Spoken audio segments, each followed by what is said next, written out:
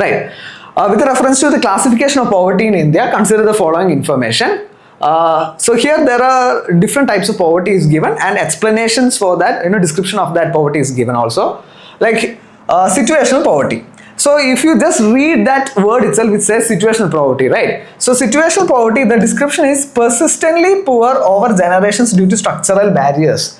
So if you use your logic itself, you can see that the word persistently is actually opposite, or it has a contradictory meaning compared to situational, right? So obviously there is some inconsistency in that description. So you can say that, you can take an educated guess that this is possibly wrong, right? So if you eliminate this one, so if you look at that families born into poverty, again, if you look at situational poverty and you read families born into poverty, it does not really connect, right? So you can take a guess that, you can take a good guess that that is actually wrong, right? The next is generational poverty. Generational poverty, again, temporary poverty due to short-term shocks like illness or job loss. So if it was generational poverty, here they should not have mentioned temporary, right? Because when you talk about generational poverty, the meaning itself is saying that it is a chronic level of poverty, right? It is extending across generations, right? So, and also here they mention that seasonal unemployment is an example.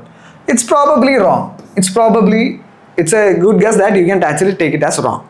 Then you have transitory poor, right? Transitory poor, the description just read permanently poor, right? Here the word again permanently is there. It's completely in contradiction word transitory, right? So whenever you read a particular question, even if you don't have the content, try to use your common logic to solve. Just read that statements very plainly without any bias, and you can actually pick out these kind of inconsistencies, right? And if you look at that example, it's chronic deprivation, and the meaning of chronic is itself what? Long term, right? So chronic effectively means long term.